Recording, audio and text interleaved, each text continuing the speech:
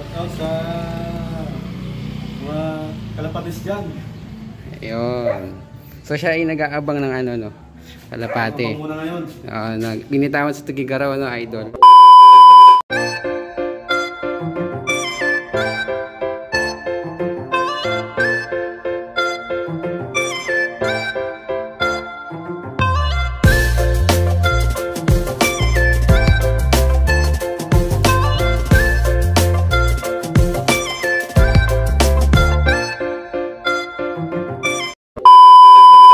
So good morning mga kaburuto. Dito nga tayo ngayon sa General Trias sa ating kalapatid na si Greg Salazar. So mag-aabang tayo ngayon ng ibon niya na binitawan sa Tugigaraw.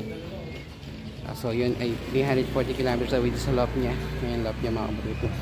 Kasi maburo sa banyo abang-abang, sama natin siya mag-abang ngayon kasi wala naman tayong abangan. Tara. So ito mga kaburuto, si Idol Greg, member ng WPFC. So may shoutout ka ba, Idol? Shoutout sa mga kalapatis dyan. Ayun. So siya ay nag-aabang ng ano, no? Kalapate. Abang muna ngayon. Binitawan sa Tugigaraw, no, Idol.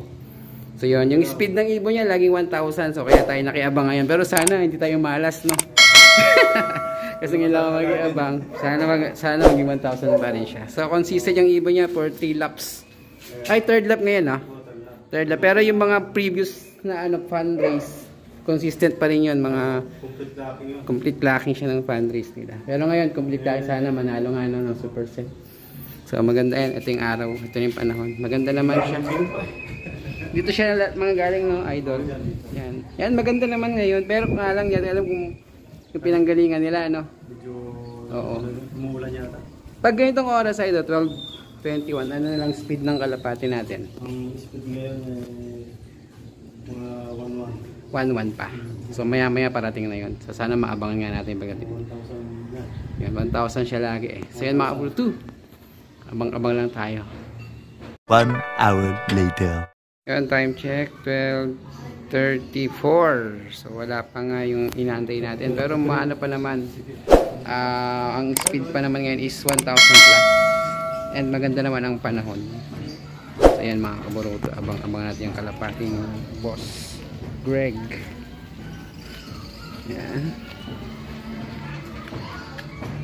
Okay naman yung panahon, kaburuto.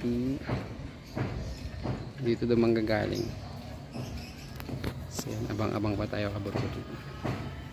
1 long angry line later. So yun mga kaburuto, time check, it's 1:30 PM.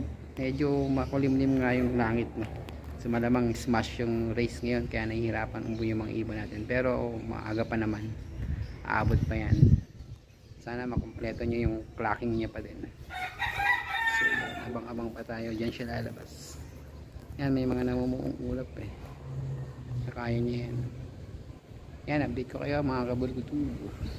So much later that the old narrator got tired of waiting and they had to hire a new one. Yan na nga mga kaburuto, ito nga ika-Tuesday, 2nd day na, 3rd day na ng uwian para sa Tugigaraw. So hindi pa nakakauwi yung kalapati ni Idol Greg, no? So gaya nga ng nangyari sa iba, no? Na Chugi. So ang daming hindi nakauwi ng time na yun, medyo mahirap yung karera. Yan. So babawi na lang din si Idol sa next race, kagaya natin. So yun mga kaburuto, bawi-bawi na lang tayo sa next na karera. Bye bye.